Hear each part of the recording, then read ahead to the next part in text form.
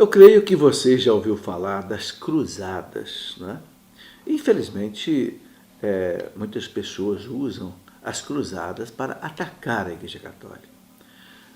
Mas é preciso estudar as cruzadas no tempo em que elas aconteceram.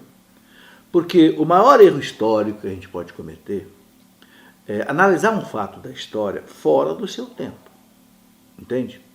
Claro, se a gente quiser analisar, por exemplo, uma viagem de Pedro Álvares Cabral do ano de 1500, com a cultura de hoje, com a tecnologia de hoje, nós vamos dar risada dele. Né?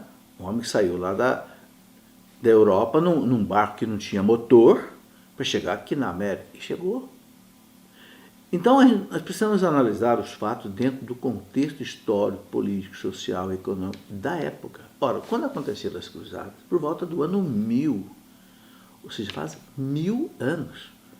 Foi no ano de 1092 que houve um concílio na França, chamado Concílio de Clermont, onde o Papa Urbano II convocou todas as forças cristãs da Europa. Para quê? Para enfrentar os muçulmanos que estavam destruindo os lugares sagrados do cristianismo na Terra Santa. Estavam destruindo o Santo Sepulcro, estavam destruindo a basílica que a mãe de Constantino, no ano 330, construiu, onde Jesus ali teve a sua agonia no Horto das Oliveiras, né? Chamada Basílica da Santa Agonia. Estava destruindo a Basílica da Natividade, em Belém, onde Jesus nasceu. Estava destruindo a Basílica onde o anjo anunciou a Maria, em Nazaré.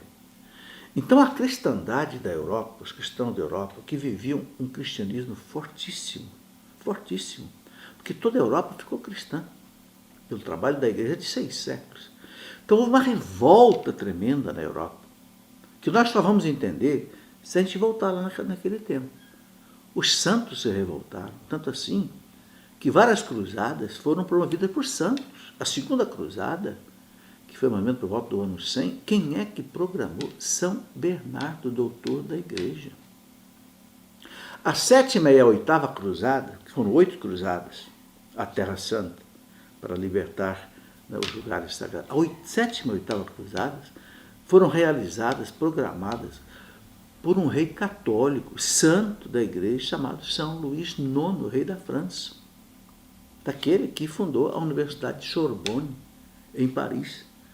O seu capelão chamava-se Robert Sorbonne. Ele disse: Sorbonne, eu quero que você funde a Universidade da Igreja em Paris, por isso chama-se Sorbonne. Esse rei morreu na 8ª cruzada, lá no Egito, porque ele quis libertar a Terra Santa ali a partir do Egito.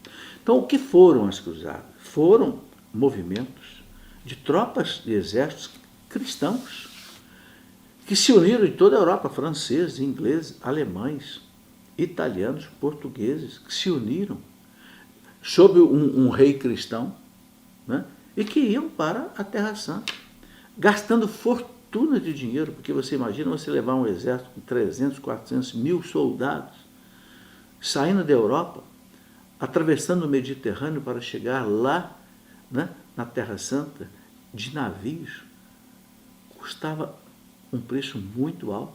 E é por isso, inclusive, que muitas cruzadas não deram certo. Mas o que aconteceu? Na primeira cruzada, realmente a Terra Santa foi libertada.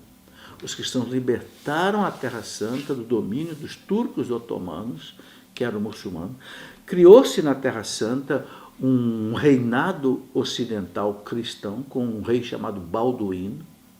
Esse rei Balduíno, inclusive, ofereceu, do lado do Templo de Jerusalém, ofereceu uma espécie de um quartel, um palácio, onde ficaram os chamados templários. Quem eram os templários? Templários porque ficavam ao lado do Templo de Jerusalém. Quem eram esses templários? Esses templários eram jovens da Europa, cavaleiros, que faziam voto de pobreza, obediência e castidade. Só que eles, ao invés de viverem no mosteiro, viverem, né, numa vida contemplativa de oração, eles se colocavam a serviço da igreja como cavaleiros armados. Então, a história os chama de monges armados. E eles faziam o quê?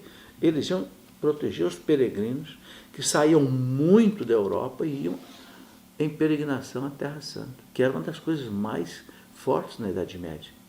Então eles tiveram um quartel lá ao lado do templo, o quartel dos Templários, onde eles acolhiam os, né, peregrinos que iam e etc. Então as cruzadas foram esse movimento de fé, apoiado pelos santos da época.